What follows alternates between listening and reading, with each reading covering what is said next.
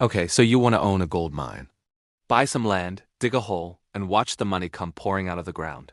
It's the oldest business on Earth. Quite literally, humans have been doing this for 6,000 years. But here's the strange part. Gold mining might be the only industry where you can discover a literal fortune sitting in the dirt, spend a decade and $1 billion trying to get it out, and still lose money on the deal.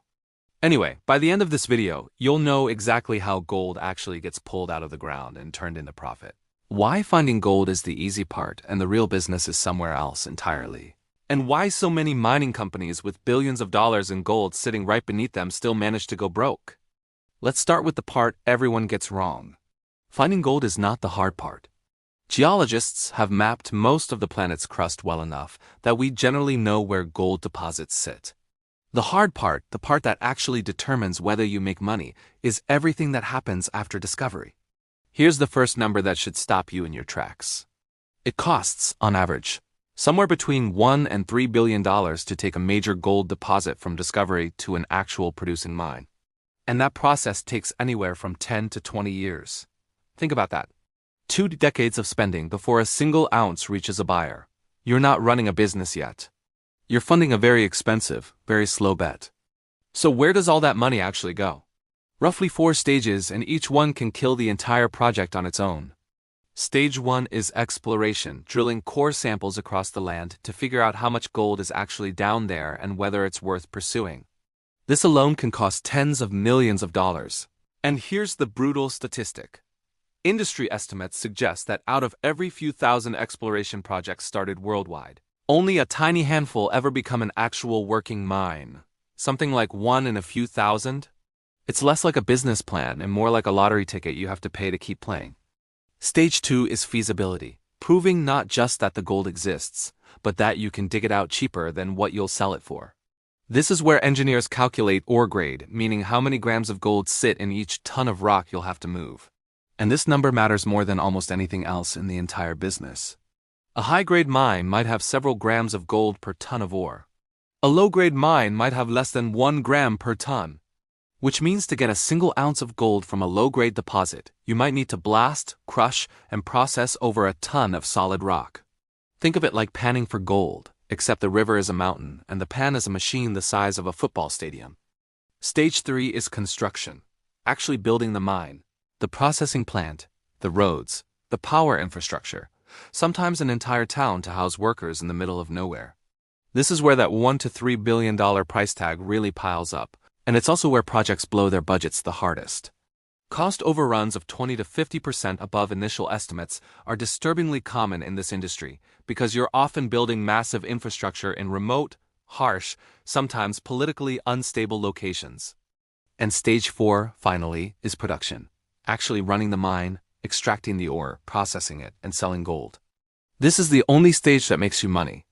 Everything before it is pure cost. So once you're finally producing, how does the money actually work? Here's where it gets genuinely interesting because gold mining profit comes down to a gap. The gap between what it costs you to pull an ounce out of the ground, called the all-in sustaining cost, and what that ounce sells for on the open market. Industry-wide, the all-in sustaining cost to produce an ounce of gold typically runs somewhere between $1,200 and $1,400. If gold is trading around $2,000 to $4,000 an ounce, as it has in recent years, that gap is your margin. It sounds simple. Dig cheap, sell high, keep the difference. But here's the catch, and it's the same catch that trips up nearly every commodity business. You don't control the sell price. Gold trades on a global market, moving with inflation fears, central bank buying, currency strength, and geopolitical panic. A mine that's wildly profitable when gold sits at $3,500 an ounce can turn into a money-losing operation if the price drops back toward $1,500. And unlike a restaurant that can raise menu prices when costs go up, a gold mine has zero pricing power. You take whatever the market is offering that day. Picture a farmer who spent a year growing wheat, only to find out the morning of harvest that the price he'll get is set by traders in a city he's never visited. This is exactly why so many mining companies hedge, essentially locking in a future selling price in advance, trading away some potential upside for protection against a price crash. It's less like running a business and more like buying insurance on your own harvest. Now let's talk about why, even with a genuinely rich deposit and gold prices sitting near record highs, mines still fail. The first killer is grade decline. Mines don't produce the same quality ore forever. You typically extract the highest grade, easiest to reach ore first, which means costs tend to creep up year after year as the best material gets used up and you're left digging deeper for less. The second killer is location risk. Some of the richest gold deposits on Earth sit in politically unstable countries, where a change in government can mean new taxes, new regulations, or outright nationalization of the mine you just spent $1 billion building. You can do everything right geologically and still lose the entire operation to a policy shift you never saw coming. The third killer is water and energy. Modern mining requires enormous amounts of both. Some large operations use as much water daily as a small city. In drought-prone regions, that alone can shut down production entirely, regardless of how much gold is still in the ground. And the fourth killer, maybe the most underestimated one, is simply time. Because gold prices are cyclical, a mine that looked brilliant on paper when it was approved might come online a decade later into a completely different price environment. You're essentially forecasting a market a decade into the future and betting $1 billion that your forecast holds. So who actually wins in this business? Generally not the small operators chasing a single lucky strike.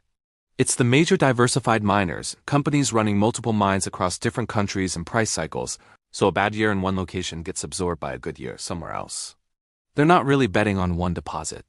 They're running a portfolio, spreading the same risk that would sink a smaller player across enough operations that no single disaster is fatal.